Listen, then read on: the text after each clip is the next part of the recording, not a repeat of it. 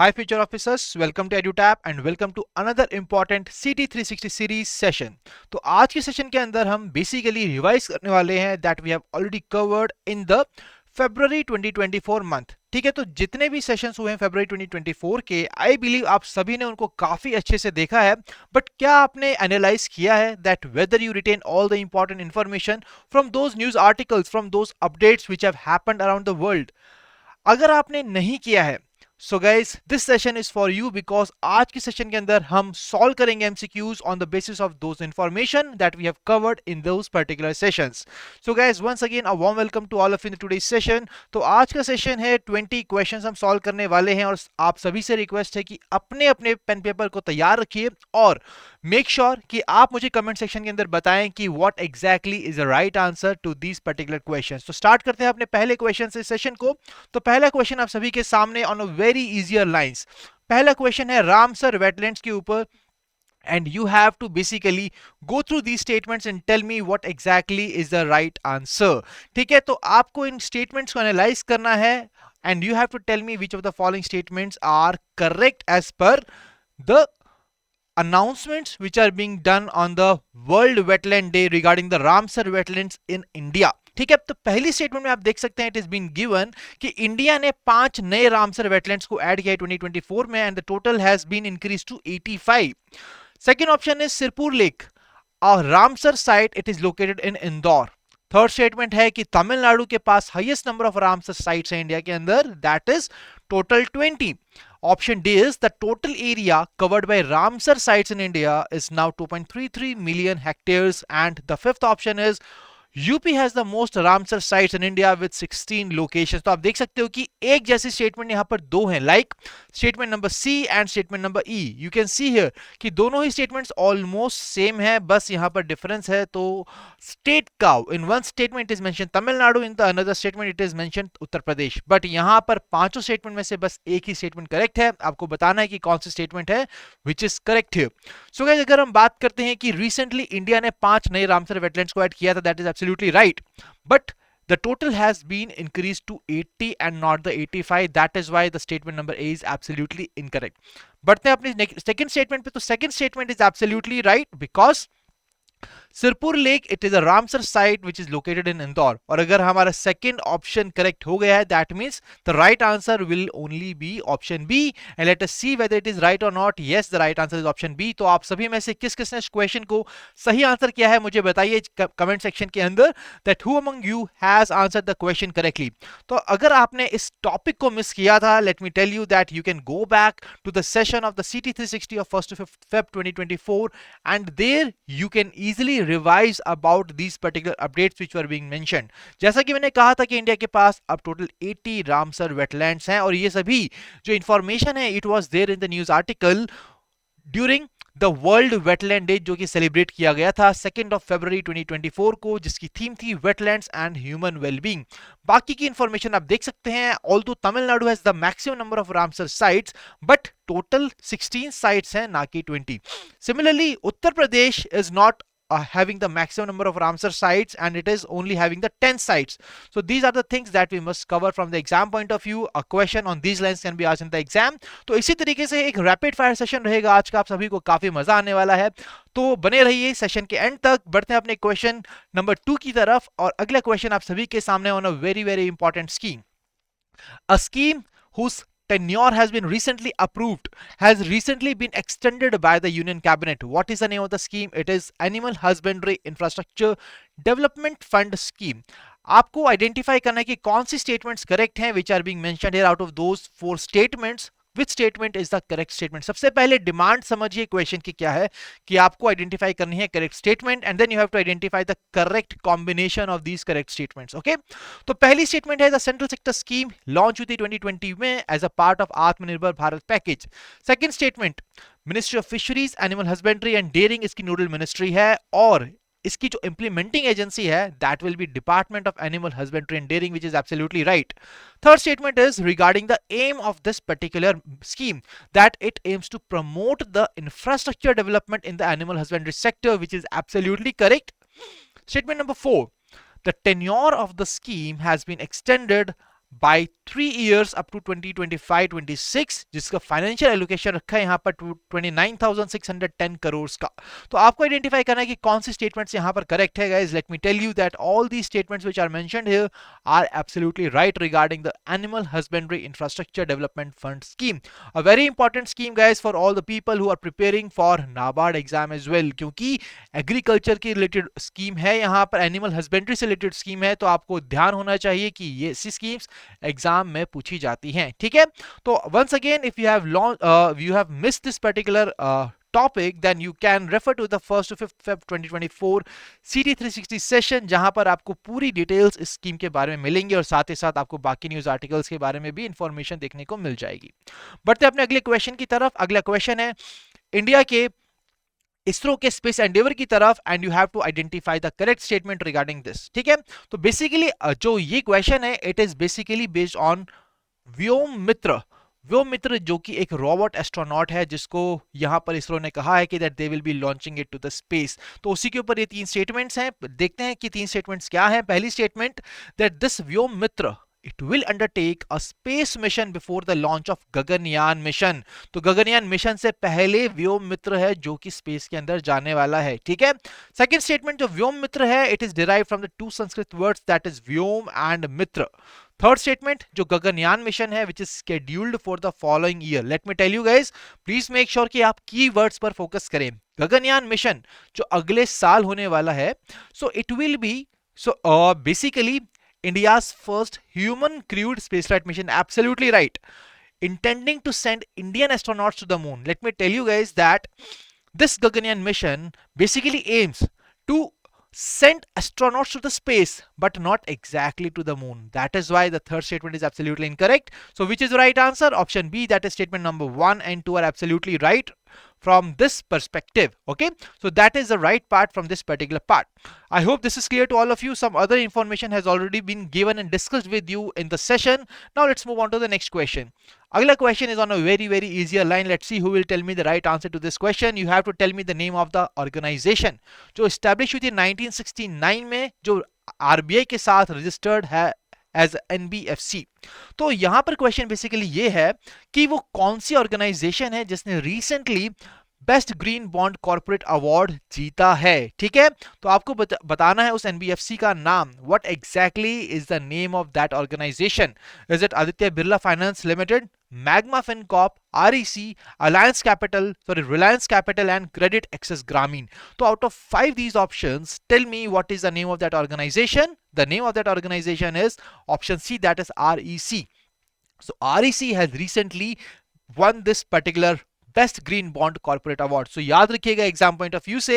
बढ़ते हैं अपने अगले क्वेश्चन की तरफ, which is on another important scheme that is the credit enhancement guarantee scheme for the scheduled caste. ठीक है, तो स्कीम का नाम आपके सामने मेंशन है। सेकंड स्टेटमेंट क्या है? सेकंड इंपॉर्टेंट चीज क्या है to understand that what is the demand of the question. Demand क्या है? You have to identify the incorrect statement. ठीक है, तो यहां पर 4 स्टेटमेंट्स हैं। पहली स्कीम कि ये जो पहली स्टेटमेंट है कि जो स्कीम है ये कौन सी मिनिस्ट्री का इनिशिएटिव है। It is the initiative of Ministry of Finance and it aims at providing credit to the scheduled caste entrepreneurs. So guys, let me tell you that this scheme is basically related to the scheduled caste and that is why it is being launched by the Minister of Social Justice. So that is why the statement number 1 is absolutely incorrect. Moving on to the second statement, IFCI Limited is the implementing agency for this scheme. Absolutely right. The registered companies with at least 50% shareholding by the scheduled caste entrepreneurs for the past 6 months are eligible for the scheme. Once again, this statement is incorrect because the values which are being mentioned here are absolutely incorrect, guys. So अगर हम बात करते हैं option number 4 की, so it states that the scheme aims to provide guarantee to the member lending institutions. जो member lending institutions हैं, जो promote करते हैं entrepreneurship को among the scheduled caste by giving them, by providing them the financial assistance. तो basically this is absolutely right. So यहाँ पर as per our discussion, what is the right answer? The right answer will be option C, that is both statement 1 and 3 are incorrect. Absolutely, this is the right part. So you can see here some other details about this particular scheme, guys, and if you have, once again, I am reminding you, if you have missed those particular sessions, do not worry, I'm just giving you the reference of those particular sessions. Kindly just put this particular title in the YouTube and you will be redirected to that particular session, जहां पर हमने इन सभी चीजों को, इन सभी topics को काफी detail के अंदर डिस्कस किया है। बढ़ते अपने नेक्स्ट क्वेश्चन की तरफ। The question is on a newly launch scheme that is the Surya Ghar Muft Bijli Yojana and you have to identify the correct statement with respect to this particular scheme. So once again 4 statements are being given guys. You must be seeing that कि काफी ज्यादा sir statement based question ज्यादा है। Let me tell you guys that as per the recent exam trends now, you will see that most of the questions in the exam were lengthier in nature, they were statement based, and that is why you have to make sure कि आपके अंदर वो mental stamina है कि आप इन सभी questions को limited time period में सॉल्व कर सकते हैं। And that is why to make you accustom to this change in the recent patterns of the exam we have brought such kind of questions from the exam point of view. बढ़ते हैं अपने पहली statement की तरफ। The scheme was launch in 2024 जिसका goal है to provide free electricity to 2 crore households. Let me tell you कि ये 1 करोड़ हाउस होल्ड्स की तरफ टारगेट करता है। दैट इज पहली स्टेटमेंट ही आपकी हो जाती है incorrect. Second statement, ministry of new and renewable energy. हम हमेशा कहते हैं कि नोडल मिनिस्ट्री किसी भी स्कीम की काफी इंपॉर्टेंट है और इस स्कीम की नोडल मिनिस्ट्री है ministry of new and renewable energy. See guys, बहुत ही इजी है। बात हो रही है एनर्जी की, क्योंकि सूर्य घर मुफ्त बिजली योजना मतलब कि मुफ्त बिजली, बिजली मींस एनर्जी, ठीक है, it is also kind of energy. तो एनर्जी से रिलेटेड ही हमारी मिनिस्ट्री के अंदर होगी। That is why the ministry of new and renewable energy is basically the nodal ministry for the scheme. Third statement is one of the key features of the scheme is providing subsidies directly to the beneficiaries bank accounts. Absolutely right, यहां पर beneficiaries को subsidies directly उनके bank account में provide की जाएगी through the DBT. बात करते हैं हम स्टेटमेंट नंबर 4 की। So it will encourage adoption of rooftop solar systems, urban local bodies and panchayat, जहां पर उनको इंसेंटिव्स दिए जाएंगे under in this particular scheme and that is absolutely right. So what will be the right answer? Right answer is option D, as all the statement number 2, 3 and 4 are correct with respect to the Surya Ghar Muft Bijli Yojana. Guys let me tell you कि इस scheme को इस साल के budget के अंदर भी discuss किया गया था। तो I am marking the star here, a very very important scheme and we have discussed the scheme in a detailed manner in the CT 360 session of 13 to 15 Feb 2024. Moving on to the next question. The next question is on the unique land parcel identification number system and select the correct one. So guys, यहाँ पर मैं आपको बता दूं कि ये recently launch किया गया था एंड आपको मुझे बताना है कि कौन सी statements correct है with respect to ULPIN which is been mentioned in the question. I hope कि आप सभी को मजा आ रहा है इसके सेशन के अंदर और आप सभी इन क्वेश्चंस को यहाँ पर बहुत एंजॉय कर रहे हैं। मुझे बताते रहिए कमेंट सेक्शन के अंदर कि what exactly are the right answers are, क्योंकि एंड में you have to tell me that what is your score out of 20 in this particular session. ठीक है, तो ULPIN यहाँ पर आपके सामने है। It is a system which assigns a unique 16 digit ID to every plot of land in India. Second statement, ULPIN IDs generate की जाएंगी on the basis of longitude and latitude coordinates. Third statement is यहाँ पर जो हमारा digitisation है, land records का digitisation का जो टारगेट है 100% डिजिटाइजेशन का, ये कब तक हम इसको अचीव करेंगे? We will be achieving that by March 2024। ठीक है, तो ये 3 स्टेटमेंट्स आप सभी के सामने हैं and guys you have to identify the correct one from this particular 3 statements. What is the right answer? Right answer is option D, that both 2 and 3 are absolutely right. यहां पर जो मिस्टेक है basically it is not a 16 digit code, it will be a 14 digit ID, unique ID which will be given, and that is why that particular statement was incorrect. Okay, so you can see here that it is being mentioned here in the detailed manner. You can also refer to our session. Let's move on to the next question. So guys, next question, as I already told you that why I'm just giving you the right answers, I'm discussing that what is the incorrect part in that particular question, because I told you that yes, today's session is going to be a rapid fire one. हमें कोशिश करनी है हम ज्यादा से ज्यादा information को कम से कम टाइम में कवर करें and basically we have already covered this particular information in a detailed manner in our sessions and I think this is the right time to revise them in a quick manner. Okay, तो अगला question आप सभी के सामने है अपार के ऊपर। अपार stands for automated permanent academic account registry. आप सभी ने स्कूलिंग की है तो आप सभी के जो टेस्ट रिजल्ट्स हैं, जो स्कोर्स हैं, आपके जो एक्स्ट्रा करिकुलर एक्टिविटीज की जो अचीवमेंट्स हैं, उनको आप एक पर्टिकुलर पोर्टल पे यहाँ पर अपलोड कर सकते हैं and for that we have the APAAR. तो ये अपार क्या है उसी के ऊपर ये क्वेश्चन है and You can see here that the 4 statements are being given. सबसे पहले जरूरी है डिमांड समझना क्वेश्चन की। You have to identify the correct statement. तो पहली स्टेटमेंट है कि जो अपार है इसको इंप्लीमेंट कौन करेगा? National Educational Technology Forum and it is also known as EduLocker. That is absolutely right.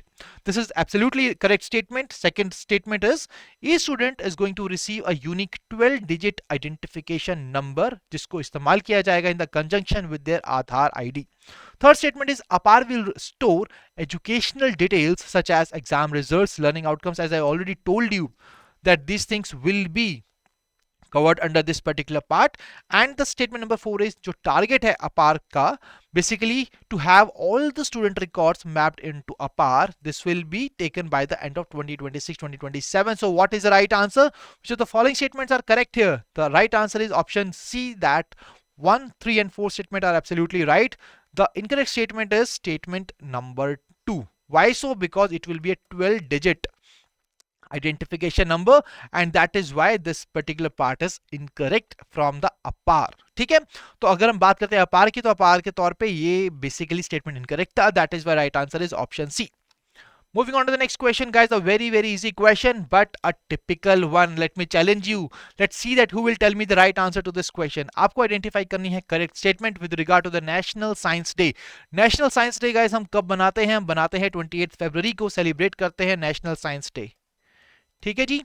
तो यहां पर we always tell you whenever we cover the important days we have to cover that what exactly is the theme of that particular day as well. तो आपके सामने पहला statement है that a theme for the National Science Day 2024 was indigenous technologies for the Viksit Bharat. Option B is National Science Day was first celebrated in 2001 to encourage the scientific temper among the youth. Statement number C, that this day marks the anniversary of the discovery of Raman effect by Sir C.V. Raman, commemorating India's first Nobel Prize in Science. So guys, कौन सी statement यहाँ पर correct है? Let me tell you that the statement correct is the statement number A, which shows you the theme for this particular National Science Day. अगर हम बात करते हैं statement number B की, तो ये आपके सामने होमवर्क है, आपके लिए होमवर्क है. आप मुझे बताइएगा कमेंट सेक्शन के अंदर कि in which year the National Science Day was being celebrated for the very first time. Okay, and अगर हम बात करते हैं ऑप्शन सी की, it states that Raman effect by Sir C.V. Raman, इसको हम सेलिब्रेट करते हैं commemorating India's first Nobel Prize in Science. This part is absolutely incorrect, guys. We are not commemorating the India's first Nobel Prize. We are basically commemorating this discovery of Raman effect. That is why the statement is absolutely incorrect. So right answer is option A, and that is the right part. Moving on to the question number 10. Question number 10 is about the Parak. So Parak की establishment यहाँ पर हुई थी. It was there in the news article.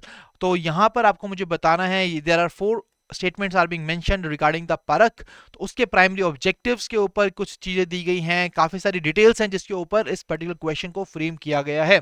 तो परख के सभी dimensions को कवर करते हैं इस पर्टिकुलर क्वेश्चन के अंदर. परख की अगर हम बात करते हैं, इट वाज एस्टैब्लिश्ड इन मार्च 2023. इसको मार्च 2023 में एस्टैब्लिश किया गया था following the national education policy 2020, and it is going to act as an independent body under the Ministry of Education. That is absolutely right. अगर हम बात करते हैं प्राइमरी एम परख की, तो that is to implement, see जो competency based assessment है उसको इम्प्लीमेंट करना इसका प्राइमरी एम था across all the educational stages, which is been facilitated by the project Vidyasagar's initiative. Statement number 3 is a significant function of Parak includes conducting large scale achievement surveys. ये जितने भी हमारे surveys हैं related to this, ये यहाँ पर large scale surveys को conduct करने के लिए इसका इस्तेमाल किया जाएगा. It will function as conducting these large scale achievement surveys, with the inaugural state survey assessing foundational literacy and numeracy among the students in the grades of 3, 6 and 9. The statement number 4 is Parak's efforts to ensure the equivalence of school boards involved creating a unified assessment framework. तो यहाँ पर unified assessment framework को create किया जाएगा across all the states and UTs. And guys, let me tell you that all these statements which are mentioned here about the Parak are absolutely right. ठीक है, अगर आपने इस टॉपिक को guys miss किया था, जिस स्टूडेंट का ये वाला क्वेश्चन गलत हुआ है, मेक श्योर कि आप जाकर 11 to 13 Feb 2024 का सेशन देखिए एंड वहां पर देखिए कि आपकी कौन सी इंफॉर्मेशन है जो आपको याद नहीं है, जो आपको एग्जाम पॉइंट ऑफ व्यू से याद रहनी चाहिए. ठीक है, बढ़ते हैं अपने अगले क्वेश्चन की तरफ. अगला question is on a very interesting lines guys, because the question is on the UPI. और क्वेश्चन आपके सामने ये है कि आपको आइडेंटिफाई करना है उस कंट्री का नाम. You have to tell me that country where the UPI has not been launched. UPI को कहां पर लॉन्च नहीं किया गया है, that is what you have to tell me. Let me tell you guys that recently Sri Lanka, Mauritius and France के अंदर इसको रिसेंटली लॉन्च किया गया था। बट आपके सामने क्वेश्चन है, let me tell you that इसमें से किसी भी कंट्री का नाम इन ऑप्शंस में नहीं दिया गया, as the options are Bhutan, Oman, UAE, Nepal and none of the above. So guys, let me tell you that all these countries are the ones where the UPI has been launched, and that is why the right answer, the country where it has not been launched, is none of the above, and the right answer is option E only to this particular question. बढ़ते अपने अगले question की तरफ. The question is from the appointments and you have to tell me the name of the person जो बने हैं पहले civil servant जिनको अपॉइंट किया गया है as ambassador, brand ambassador for the fit India movement, जिसको लॉन्च किया गया था 2019 के अंदर. See fit India movement launch होता है 2019 में. What is the name of that person जो बने हैं पहले civil servant to be appointed as the brand ambassador for fit India movement? The name of the person is Narendra Kumar Yadav. आप उनको देख सकते हैं कितने फिट हैं ये. And guys, that is why he has been selected and appointed as the brand ambassador for the fit India movement. ठीक है, आप सब भी फिट रहे ऐसे ही. बढ़ते हैं हम अपने अगले क्वेश्चन की तरफ. अगला क्वेश्चन है आपका ओएनडीसी के ऊपर, अ वेरी वेरी फेमस टॉपिक जिसको हमने एग्जाम में भी देखा है कि क्वेश्चन यहां से पूछे जाते हैं. तो अगला क्वेश्चन इसी पर है, ओपन नेटवर्क डिजिटल कॉमर्स से. सो आपको मुझे बताना है कि इन 4 स्टेटमेंट्स में कि कौन सी स्टेटमेंट है जो कि इनकरेक्ट है, और इनकरेक्ट कॉम्बिनेशन को आपको यहां पर आइडेंटिफाई करना है. ठीक है, क्वेश्चन की डिमांड सबसे इंपॉर्टेंट है, इनकरेक्ट आपको आइडेंटिफाई करना है. पहली स्टेटमेंट है ONDC it was the brain child of the department of promotion of industry and internal trade. That is absolutely right. 2021 में एस्टैब्लिश किया गया था इसे, और उसका पायलट फेज स्टार्ट हुआ था 2022 के अंदर. Absolutely right. स्टेटमेंट नंबर 2, ये एक सेक्शन 10 कंपनी है. See guys, I am already marking those keywords जो कि यहां पर आप कमिट करेंगे मिस्टेक, जहां पर कि हाँ ये वाली इंफॉर्मेशन हमें याद नहीं है. तो I am already marking those kind of things which you must cover from the exam point of view. ठीक है, तो सेक्शन 10 कंपनी है that ensures increase choices for consumers, जिससे कि वो प्रमोट कर सकते हैं interoperability through the ONDC protocol. Third statement, ONDC registry. It is integral to the network's infrastructure and it functions to connect various compliant platforms, enhancing the discoverability akin to a digital phone book. Statement number 4, the pilot phase of ONDC was initiated across Delhi and Bangalore only. ठीक है जी, तो आपको यहाँ पर हर एक word पर focus करना है, क्योंकि it can basically on the basis of that word that particular whole statement can become right or wrong. ठीक है जी, तो यहां पर अगर हम बात करते हैं कि स्टेटमेंट कौन सी करेक्ट है कौन सी इनकरेक्ट है, let me tell you the correct statements are statement number 1 and statement number 3, but the statement number 2 and 4 are absolutely incorrect. Why so? Because it is not a section 10 company, it is section 8 company. That is why statement number 2 is incorrect. And statement number 4 की अगर हम बात करते हैं, it was not just across launch in the pilot phase across Delhi and Bangalore only. Basically there were 5 cities, and that is why statement number 4 is also incorrect. The right answer will be option C, that is statement 2 and 4. तो आप यहाँ पर देख सकते हो कि वो 5 cities कौन से थे. It includes Delhi, Bangalore, Coimbatore, Bhopal and Shillong. That is why that particular statement was incorrect. And guys, अगर आपने open network for digital commerce को अच्छे से नहीं पढ़ा है, तो you can definitely cover it from this particular slide, or you can also refer to the session of 11 to 13th of Feb 2024. Moving on to the next question. The next question is on a very very sensational news guys, जो अभी हमने देखा था 2 दिन पहले कि supreme court ने electoral bonds को अनकॉन्स्टिट्यूशनल डिक्लेयर किया है, and that is why electoral bond scheme आपके सामने काफी इंपॉर्टेंट हो जाती है एग्जाम पॉइंट ऑफ व्यू से. तो आपको यहां पर असेस करना है इन पर्टिकुलर स्टेटमेंट्स को, और you have to identify the correct ones. तो पहली स्टेटमेंट आप सभी के सामने कि सुप्रीम कोर्ट ने रूल आउट किया है इलेक्टोरल बॉन्ड्स स्कीम को as unconstitutional, and the scheme violates article 19(1)(a) of the constitution, जो गारंटी करता है freedom of speech and expression. Let me tell you guys that this statement is absolutely correct. Statement number 2, electoral bonds को authorize किया जाता है, and इसको authorize कौन करता है? Reserve Bank of India. Guys, let me tell you that it is being authorized by the State Bank of India and not the RBI. That is why the second statement is absolutely incorrect. Third statement, the electoral bonds are valid for 15 calendar days from the date of issue, and political parties cannot receive payment. That means जो electoral bonds है ना, वो 15 calendar days के लिए ही from the date of issue they are valid, and political parties अगर कोई भी validity period के बाद उसको submit करता है तो वहां पर उनको पैसा नहीं दिया जाएगा.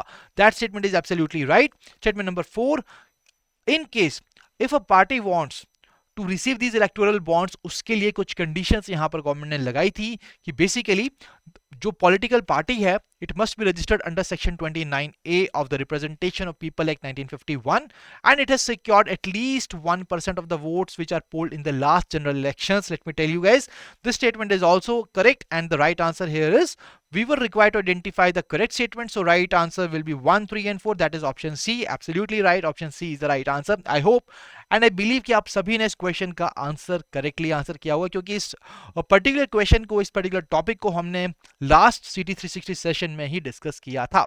बढ़ते अपने अगले क्वेश्चन की तरफ। तो यूपीआई को रिसेंटली फॉर्मली लॉन्च किया है फ्रांस के अंदर एंड आपके सामने क्वेश्चन है कि वो दो कौन सी एंटाइटीज हैं which were involve in launching the UPI in France. What is the name of those particular entities? It is Exim Bank and FIRA, Exim Bank and Lyra, NPC and FIRA and NPC and Lyra. Let me tell you that one entity from India and one entity from France. These two entities together worked in order to launch formally the UPI in France. And what is the name of those entities? It is NPCI and Lyra, and that is why option A is the right answer.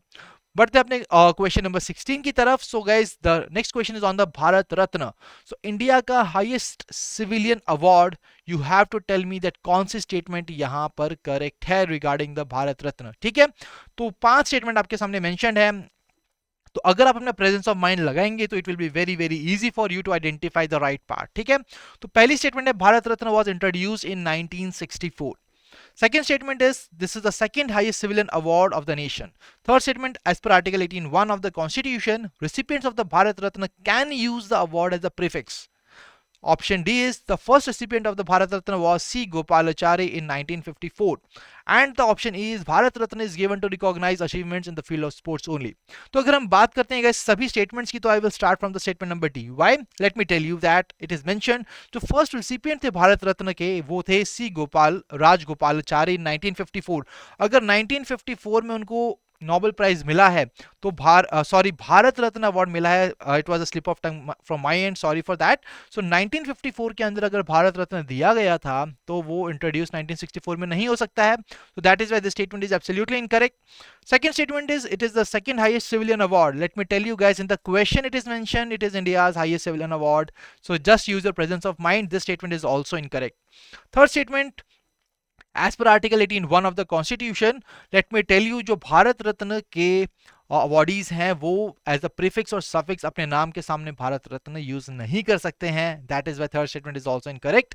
And guys, in the fifth statement is mentioned that it recognizes achievements in the field of sports only. No, this is also incorrect. So the right answer is option D to this particular part. ठीक है जी, तो यहाँ पर आप देख सकते हैं कि एल के अडवाणी जी को रिसेंटली ऑनर किया गया है, कर्पूरी ठाकुर जी को यहाँ पर अवार्ड दिया गया है भारत रत्न अवार्ड, और उसके साथ ही कुछ और नए नॉमिनेशंस भी हुए थे, उसको हम डिस्कस करेंगे अपने आने वाले सेशन, अपने आने वाले क्वेश्चंस के अंदर। ठीक है, अब बढ़ते हैं अपने क्वेश्चन नंबर 17 की तरफ। तो question number 17 is on the Swati portal. तो स्वाति पोर्टल को यहाँ पर रिसेंटली न्यूज में देखा गया था and that is why the question is on the Swati portal. You have to tell me that which one is correct regarding the Swati portal. तो let me tell you guys, यहाँ पर काफी डिफरेंट डायमेंशंस के ऊपर स्टेटमेंट्स दी गई हैं on the Swati portal. You have to identify the correct part. Statement number A, it aims to inform policy making to address the gender gap in the STEM fields, that is science, technology, engineering, and is funded by the Department of Biotechnology. Let me tell you guys that पहली statement ही यहाँ पर आपकी correct है. That is why the right answer to this particular question will be option A only. I will not be discussing the remaining statements क्योंकि हमें पहली statement में ही अपना आंसर मिल चुका है. That is absolutely right. Right answer is option A. Swati portal के ऊपर आप देख सकते हैं कि guys ये जो पोर्टल है इसको लॉन्च किया गया था on the occasion of International Day of Women and Girls in Science. अगर हम बात करते हैं कि इसको डेवलप किसने किया है, होस्ट किसने किया, it was developed by national institute of plant genome research in the new Delhi. इसका एम बेसिकली काफी सिंपल है, जो जेंडर गैप है स्टेम के अंदर उसको एड्रेस करना, जो कि हम ऑलरेडी एम के अंदर कवर कर चुके हैं in the statement number A. The portal is interactive, first of its kind in the world, and guys that is why that was the right part. I hope you must have got the Swati portal. इस Swati portal की most important information को हमने cover कर लिया है। बढ़ते हैं अपने अगले क्वेश्चन की तरफ, क्योंकि हमने बात की थी भारत रत्न अवार्ड की, तो आप सभी के सामने मेंशन्ड है यहाँ पर कुछ नाम और आपको आइडेंटिफाई करना है कि कौन सी स्टेटमेंट करेक्ट है with respect to the awardees who have received the Bharat Ratna Award. तो यहाँ पर आप देख सकते हो कि 7 नाम दिए गए हैं. Let me tell you guys that ऐसा ही क्वेश्चन हमने RBI एग्जाम के अंदर देखा था in the phase 1 exam. So that's why you have to practice such kind of questions as well. तो अगर हम बात करते हैं इंदिरा गांधी, JRD टाटा, लाल बहादुर शास्त्री, PV नरसिम्हा राव, कर्पूरी ठाकुर, मुलायम सिंह यादव, मनमोहन सिंह, तो इसमें से किसको नहीं मिला है? आप देख सकते हैं कि पहली ऑप्शन है all except 6 and 7, all except 7, all except 6. तो ऐसे ऑप्शंस भी आपको देखने को मिल सकते हैं एग्जाम पॉइंट ऑफ व्यू से. So let me tell you guys that apart from the Mulayam Singh Yadav and Manmohan Singh ji, all the other people have received this particular Bharat Ratna award, and that is why the right answer will be option A, that all except 6 and 7 is the right की तरफ. सो अगला question है यहाँ पर प्रधानमंत्री मत्स्य किसान समृद्धि सह योजना के ऊपर. Once again 4 statements are being given. Let me tell you that recently the information on this particular scheme was being launched, and that is why it is really very important to be covered from the exam point of view. तो पहली statement है कि एक सब scheme है प्रधानमंत्री मत्स्य संपदा योजना की, which is launched pan India, जिसका टेन्योर था 2023-24 से 27-28 तक. Let me tell you guys, हम बात करते हैं टेन्योर की. टेन्योर काफी इंपॉर्टेंट डायमेंशन है when we talk about the schemes, और यहाँ पर इसका टेन्योर गलत मेंशन है. It should be 2026-2027. So it will be from 2023-24 to 26-27. That is why the statement is absolutely incorrect. Moving on to the second statement, it states that fishers, fish farmers, fish workers, fish vendors, they qualify as the beneficiary of the scheme. Absolutely right. Third statement, it provides one-time incentive to the beneficiaries for purchasing aquaculture insurance. तो ये एक ऐसी facility है जो इस particular scheme के अंदर provide की जाती है. That is once again correct. Option number 4 is supporting micro enterprises to improve fisheries sector value chain efficiencies. ये एक कंपोनेंट है इस स्कीम का. तो guys statement number 2, 3 and 4 are absolutely right. तो यहां पर क्वेश्चन की डिमांड क्या है? That you have to identify the correct statement with respect to the scheme, and let me tell you that all the statements are correct except statement number 1. That is why right answer will be option B only. That is the right part. So guys, that was another important scheme that you must cover from the exam point of view. And now let's move on to the another important program which has been launched recently. The name of that particular program is EDCIL Vidyanjali Scholarship Scheme. तो ये एक programme है जो कि recently launch किया गया है. And once again you have to go through these 5 statements and identify the correct part. ठीक है जी.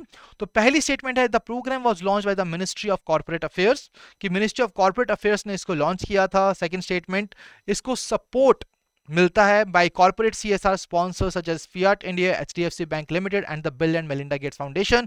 Third statement is the primary aim जो है इसका, इस प्रोग्राम का, दैट इज कि हम स्कॉलरशिप प्रोवाइड कर सके to all the Indian students for the international education. Option number 4, the nearly 14,000 NVS students have been admitted to the premier institutes like IITs and NITs. So guys, आप देख सकते हैं कि statement number 3 और 4 यहाँ पर थोड़ा सा कॉन्ट्राडिक्ट कर रहे हैं एक दूसरे को. Why? It states that primary aim इसका है कि इंटरनेशनल एजुकेशन प्रोवाइड की जा सके इंडियन स्टूडेंट्स को, एंड स्टेटमेंट नंबर 4 में हम बात करते हैं नवोदय स्टूडेंट्स की, जो कि जिनको premier institute like IITs NITs में एडमिशन मिला है. दैट मीन्स यहाँ पर कोई ऐसा स्टेटमेंट है जो कि इनकरेक्ट है. Option number 5, sorry, statement 5, a Vidyanjali fintech platform or portal was developed to facilitate the scholarship process. Let me tell you guys, this statement is absolutely right. So what will be the right answer? हमें identify करना था कि कौन सी statements incorrect हैं. See guys, we are basically talking about the education. So यहाँ पर once again ये जो मिनिस्ट्री है, that is basically mentioned incorrectly, and statement number 3 is also incorrect, which states that it will be for the Indian students for international education. Let me tell you that under Vidyanjali scholarship program guys, what you can do, that volunteers are also been invited कि भाई आपका कोई study material है या फिर आप किसी तरीके से हेल्प कर सकते हैं ऐसे स्टूडेंट्स की, तो कीजिए. And that is what this particular whole program is about, and that is why the right answer is option E, that is statement 1 and 3 are incorrect. ठीक है. तो आप यहां पर देख सकते हो कि इंपॉर्टेंट इंफॉर्मेशन यहां पर दी गई है. आप विद्यांजलि प्रोग्राम को यहां से कवर कर सकते हैं, और अगर आपने मिस किया था सेशन तो रिवीजन के लिए यहां से कर सकते हैं. अगर सेशन को मिस किया है तो प्लीज जाइए सेशन की तरफ और देखिए कि क्या बाकी की डिटेल्स थी जो आपको कवर करनी चाहिए from this particular program. So guys, I hope कि आज का सेशन आप सभी को पसंद आया है, and you must have liked this session. अब now it is the time for you to tell me that what is exactly your score out of 20 in this particular session. I believe कि most of the students के यहाँ पर 16 plus marks होंगे, because और the way we have covered these informations in our sessions, it was very comprehensive and आप सभी को ये सेशंस के लिए ये जो इन्फॉर्मेशन है याद रहनी चाहिए। तो आपकी बारी अब मुझे बताने की कि क्या आपके स्कोर्स हैं कमेंट सेक्शन के अंदर, ठीक है। If you are still new to YouTube channel, kindly subscribe it, और ऊपर आप देख सकते हैं कि बेल आइकन है, आप उसको दबा सकते हैं, उसको क्लिक कर सकते हैं। It will provide you all the notifications whenever we are coming up with such kind of interesting sessions for all of you। और आज के सेशन का पीडीएफ डाउनलोड करने के लिए आपको ज्वाइन करना होगा हमारा टेलीग्राम चैनल, जिसका लिंक आपको मिलेगा डिस्क्रिप्शन के अंदर। So guys, that was all from today's session. It was really nice to have all of you in this particular session, it was really great। and आपकी जो भी queries हैं आप मुझे कमेंट सेक्शन में बता सकते हैं, पूछ सकते हैं, and I will be answering your queries in that। and do not forget to tell me your scores, because आपके स्कोर से पता चलेगा कि आपके वीक एरियाज क्या हैं, उसमें लूप होल्स क्या है, उनको देखिए एंड उनको फिल करके उन्हें स्ट्रेंथ एरियाज में कन्वर्ट कीजिए, ठीक है जी। We will be meeting in the next session. Till then stay happy, stay healthy, wish you all happy learning.